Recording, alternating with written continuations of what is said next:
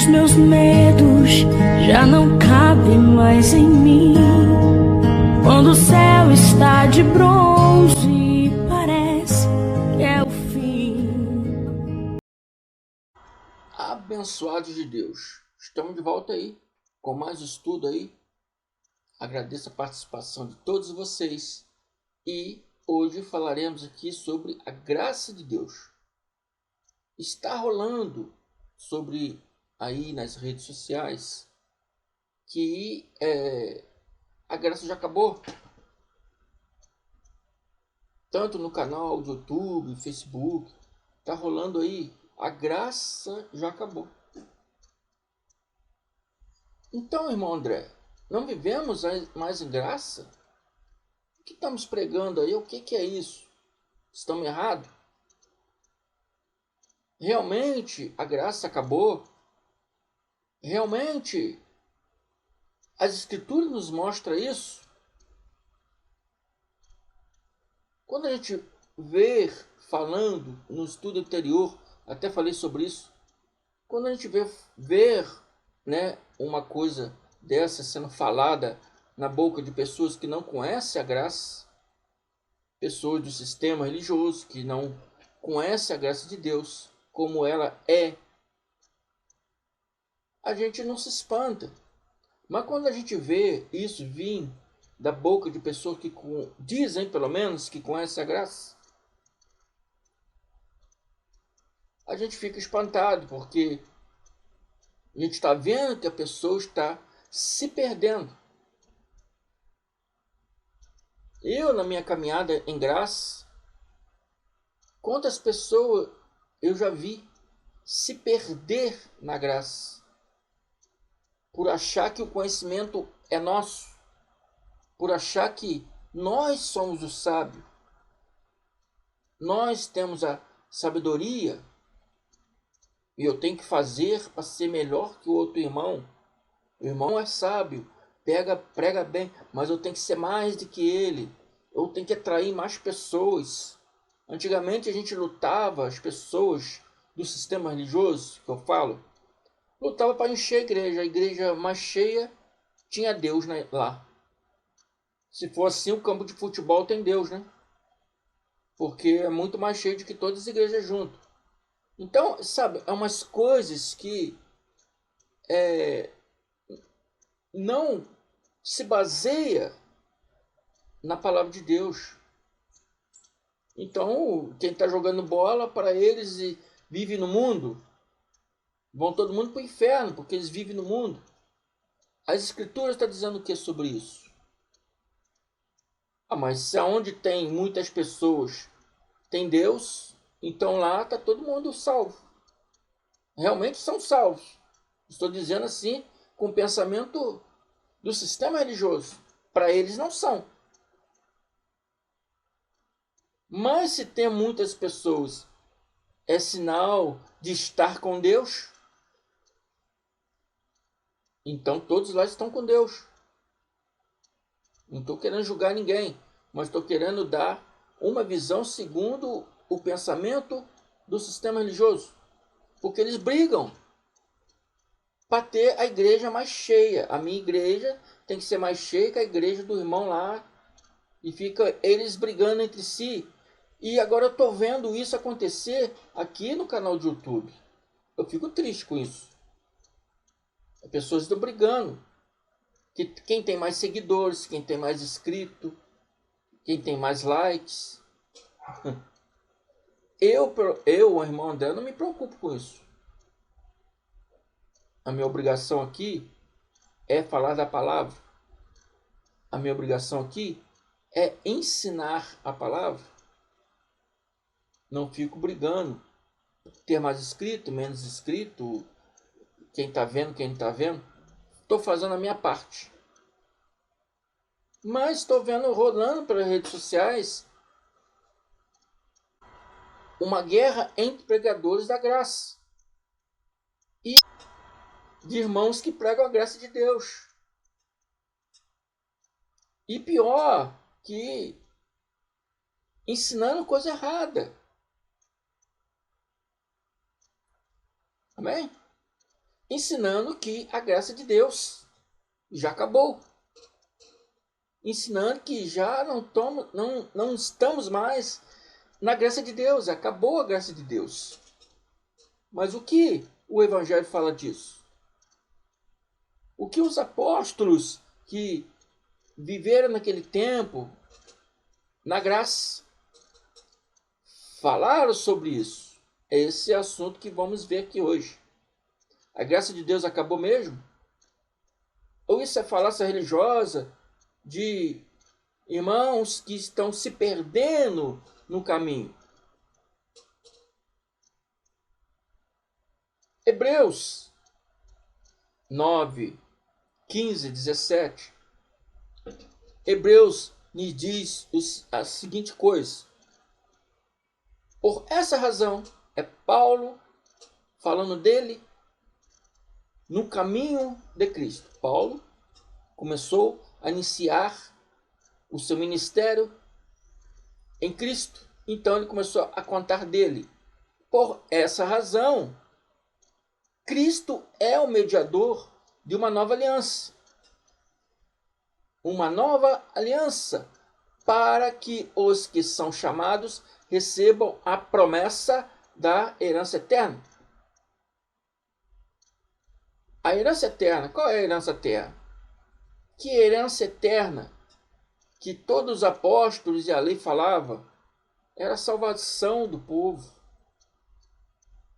A herança eterna, a salvação do povo, a mostrar que todos, em Cristo são abençoados, são eleitos, são predestinados desde antes da fundação do mundo. E você não vê isso na lei. Você vê isso na nova aliança, na graça de Deus. Por isso, Cristo é o mediador de uma nova aliança para que os que são chamados, os despertos espiritualmente na graça, recebam a herança da eterna, a promessa da eterna aliança. Grave essa palavra eterna na sua mente. Por isso ele morreu, para resgatar, pelo resgate das transgressões cometidas sobre a primeira aliança. Primeira aliança, a aliança de Moisés. O povo estava em transgressão, e estavam se perdendo. Cristo veio e trouxe uma nova aliança para a remissão cometida sobre a primeira aliança. No caso de um testamento, é necessário que comprove a morte daquele que o fez. Então Cristo, ele trouxe o Novo Testamento, que a gente chama de Novo Testamento. Mas segundo aqui, Hebreu, segundo Paulo, ele diz que no caso um testamento é necessário que comprove a morte daquele que o fez. Pois um testamento só é válido no caso de morte, uma vez que nunca vigora enquanto está vivo aquele que o fez. Enquanto o testador é vivo, o testamento ele não pode vigorar, ele não pode ter validade legal. É isso que Paulo está querendo dizer. Para o testamento ter validade legal, precisa da morte do testador. Então a lei e os profetas vigoraram até João. De João até Cristo vir no madeiro e ser morto fisicamente no madeiro, a graça não estava vigorada. Jesus pregava algumas coisas, Yahshua pregava algumas coisas por parábola, porque não poderia pregar a graça na sua plenitude. Não é? A lei já havia se encerrado espiritualmente, mas o povo continuava ainda naquele mesmo ritmo, porque o templo ainda estava erguido. No último estudo nós vimos que foi preciso o templo ser derrubado para que a lei fosse revogada de fato. Ah, mas muitos continuam ainda a ler até hoje por falta de conhecimento, sabedoria, desobediência, por não acreditar em Yahshua como Mashiach. Amém? Mas a Escritura prova o contrário. Prova que eles são desobedientes. E a Escritura mostra que Yahshua é o Messias. Amém? Mas Paulo está dizendo o seguinte: esse evangelho que eu trago, ele veio de Cristo. Cristo foi mediador desse evangelho. Mas, para esse testamento, esse evangelho, ser confirmado, testado, validado, precisava de quê? Da morte do testador. O testador morreu na cruz. Abençoados. Agora vamos raciocinar. Se o testador morreu na cruz, o testador foi Cristo. Então, quando a lei se encerrou, os profetas ali, em João, até a cruz, o que Cristo pregou? A Escritura diz que ele veio para cumprir a lei. Né? Então o que ele ensinou? 2 mandamentos vos dou: amar Deus acima de todas as coisas e o próximo como a si mesmo. Ele veio ensinar o amor de Deus. Ele veio mostrar que todos eram filhos de Deus. Não foi aceito pelos fariseus, mas ele veio ensinar isso. Ele veio mostrar o amor ao próximo, a caridade ao próximo, que você tem muito, né? Ajuda o próximo. Ele veio anunciar, né, o reino de Deus. Lucas já diz: a lei e os profetas vigoraram até João Batista. Desde esse dia passou a ser anunciado o evangelho do reino. Foi o que Yahshua fazia para aquele povo, para aqueles discípulos daquela época ali. Ele veio tratar contra a religião dos fariseus, contra o tradicionalismo religioso dos fariseus. Muitas vezes ele exortou os fariseus por não cumprir o que estava na lei e nos profetas. Ele não ensinou a graça na sua plenitude porque não podia fazer isso, porque não tinha validade para isso. Ele ainda estava vivo em carne junto com discípulos. Como lemos aqui, o que Paulo diz? Um testamento só é válido na morte do seu testador. Ele estava vivo. Depois que ele foi para o madeiro, depois que ele foi crucificado e morto fisicamente, reza a história que 6 anos depois, no ano 33, ele já espiritual, já glorificado, já o Cristo Espírito, ele apareceu na estrada de Damasco a Paulo de Tarso. Fez Paulo ser o apóstolo, né, da graça de Deus aos gentios. Amém? Por que aos gentios? Porque os judeus ainda estavam em espera de um julgamento, na espera do juízo. Amém? Ele veio julgar o quê? Israel e Judá, não os gentios. Amém? E todos aqueles gentios que recebiam ele teriam o mesmo benefício de que qualquer judeu teve.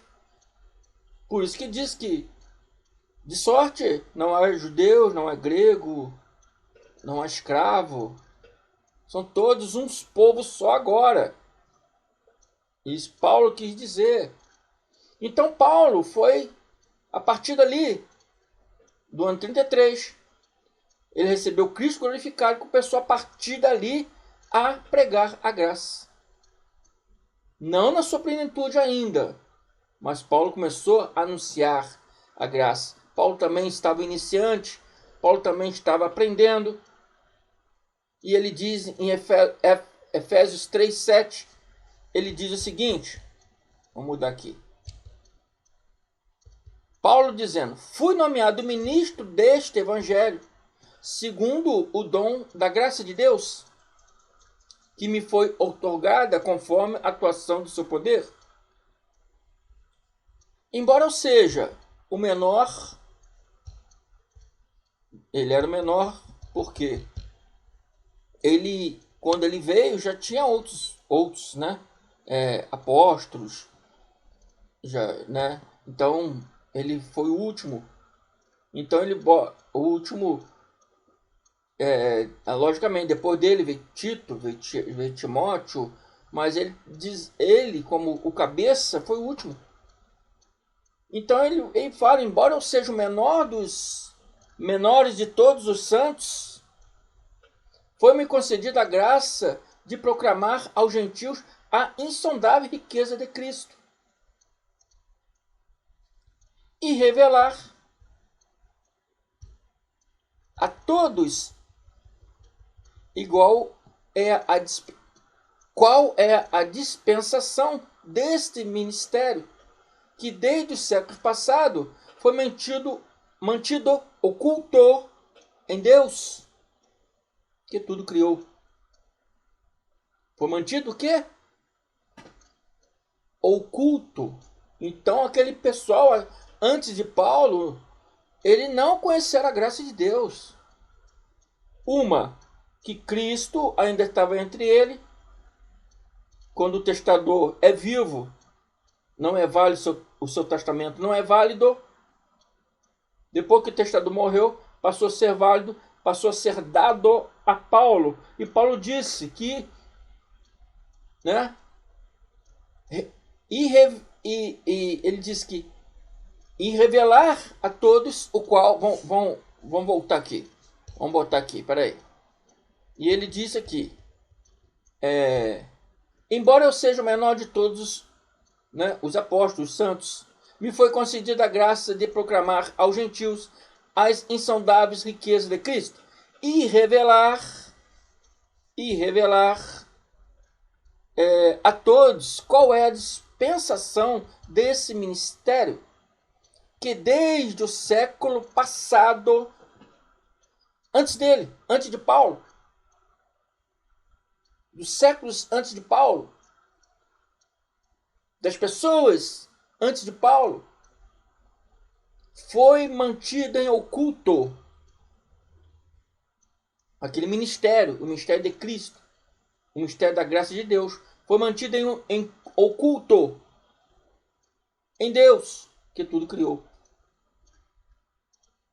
Então, abençoados, o Evangelho de Cristo só foi ser confirmado no dia do juízo. Foi válido espiritualmente no madeiro. Depois que ele morreu, o testamento passou a ser válido. Paulo começou a anunciar, mas na sua plenitude, que até Paulo ainda estava aprendendo. na sua plenitude. O que é plenitude? O tempo pleno da graça. Hoje vivemos no tempo pleno da graça. Muitos hoje não vivem em graça, mas vivem no tempo da graça. Hoje é o tempo pleno da graça. Paulo não viveu o tempo pleno da graça. Ele foi assassinado antes desse tempo. Amém? Mas tem um apóstolo que viveu nesse tempo. Se chama João. Em Apocalipse 14, a partir do 6, vamos ver o que João diz.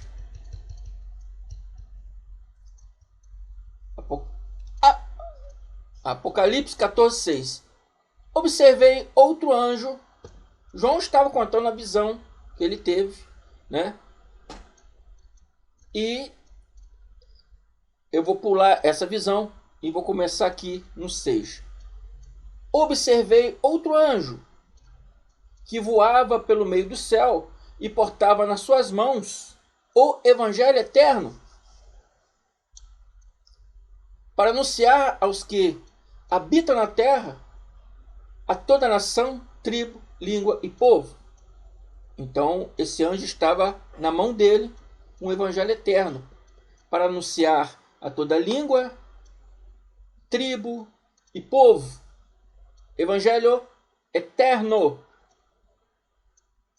Vamos ver que evangelho é esse? Vamos continuar então. Então, proclamou com voz grave: temei a Deus e rendei-lhe a glória, porquanto a hora do seu juízo chegou. Bom, então eu estava com o evangelho na mão para proclamar a todo mundo, né? E o anjo gritou: a hora do juízo chegou. Estava chegando a hora do juízo, né? Então vi a voz grave do céu que ordenava: escreva, bem-aventurados os mortos que desde agora morrem no Senhor. Sim, diz o Espírito, para que descansem as suas lutas e trabalhos, descansem de suas lutas e trabalhos, porquanto as suas obras os acompanham. Provavelmente obras boas, né? Chegou a hora de ceifar a terra. E ele diz: chegou a hora de ceifar a terra. Então o evangelho eterno estava ali. Nós vimos que antes de Cristo no madeiro, o evangelho, a graça não estava sendo pregada. Nós vimos que o evangelho só é válido na mão do testador. Depois que o testador morreu na cruz, no madeiro, Cristo e Alcha, 6 anos depois foi dado a Paulo de Tarso. Paulo de Tarso começou a ensinar a graça, começou a aprender a ensinar. Ainda não estava na sua plenitude, não estava no seu tempo. Paulo de Tarso não recebeu a plenitude da graça, ele morreu antes. Ele foi assassinado antes do juízo. Ele diz que chegou a hora de ceifar a terra, a hora do juízo. Olhei, e eis que diante de mim estava uma nuvem branca, e assentado sobre a nuvem, aquela história que Cristo veria na nuvem. João está usando em outras palavras. Olhei, eis que diante de mim estava uma nuvem branca, e assentado sobre a nuvem alguém semelhante ao Filho do Homem, o Cristo. Ele estava com uma coroa de ouro na cabeça e uma foice afiada na mão. A coroa na cabeça porque ele foi proclamado para ser o Salvador eterno, segundo a ordem de Melquisedeque, sacerdote eterno. Amém? E ele estava o que na mão dele?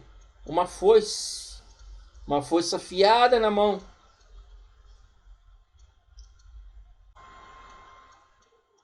Sabemos aqui na história, né? É uma história contada em figuras de linguagem de João, porque a gente sabemos que ele não poderia falar abertamente, porque ele estava preso. Em figura de linguagem a gente vê que está falando de Cristo. Cristo que estava sentado na nuvem, como diz que ele viria em nuvem. Então um outro anjo apareceu para ele, um outro anjo apareceu para Cristo, e gritou, né, em alta voz: agora, pois, toma a tua grande foice e faz a tua colheita, pois a safra da terra está madura e chegou a hora de ceifá-la. Chegou a hora de ceifar, chegou a hora do juízo. Quando fala terra aqui, se refere a Israel e Judá. Chegou a hora do juízo de Israel e Judá. E em seguida, aquele que estava sentado sobre a nuvem passou a sua lâmina de colheita por toda a humanidade e a terra foi ceifada,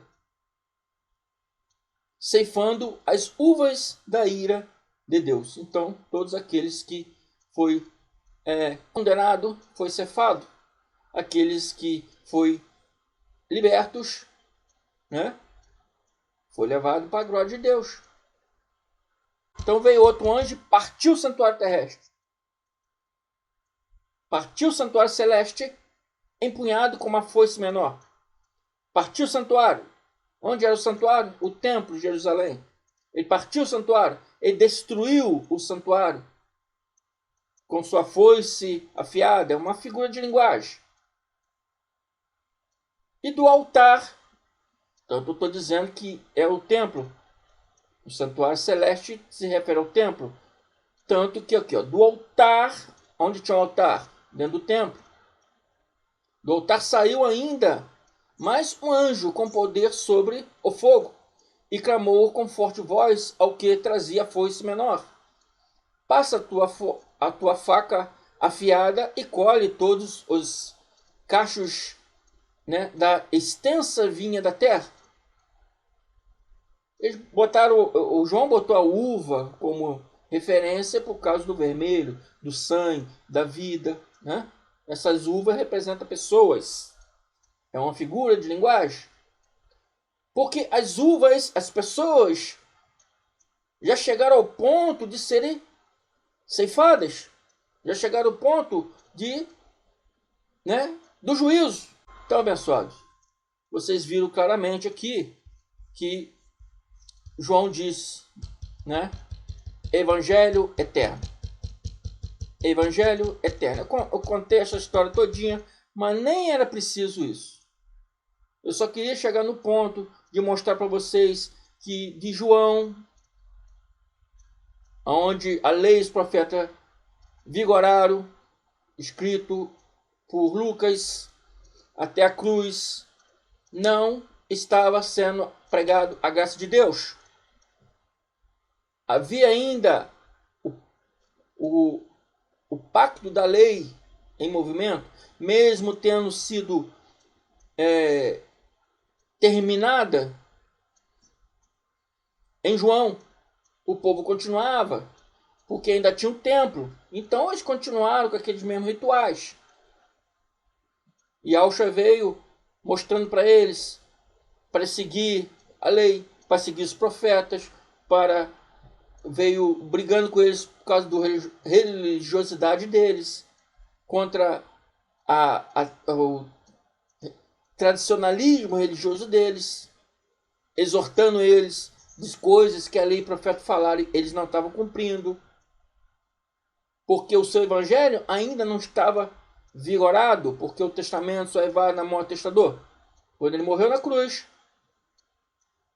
segundo a história, no ano 36, 6 anos depois, Paulo de Tarso encontrou Cristo glorificado espiritual na estrada de Damasco e passou a ser dado a ele o conhecimento da graça e ele passou a ensinar para as pessoas. Ele diz que recebeu palavras inefáveis porque era uma coisa que ninguém conhecia. Amém, amados? Paulo não viveu a plenitude da graça. O evangelho eterno que o anjo veio trazendo, que João aqui relatou em figura de linguagem, veio depois do juízo, depois da queda do templo. E hoje, todos nós que vivemos, que nascemos, nossos antepassados, que nascemos do ano 70 descer para cá, vivemos na plenitude do tempo da graça de Deus. Amém? Estamos sim hoje no tempo da graça de Deus. A graça de Deus não foi anulada. A graça de Deus não acabou. Fora disso, é falácia religiosa de pessoas que estão se desviando da graça de Deus. Amém? Essa aí é a palavra. Espero que vocês tenham entendido. Ouça mais vezes para entender melhor. Sei que Apocalipse é difícil. João fala muito em figura de linguagem. Mas eu tentei explicar da maior forma possível aqui. Amém? Então, fico por aqui. Obrigado a todos vocês. Amo todos vocês no amor de Cristo. Até mais. Graça e paz.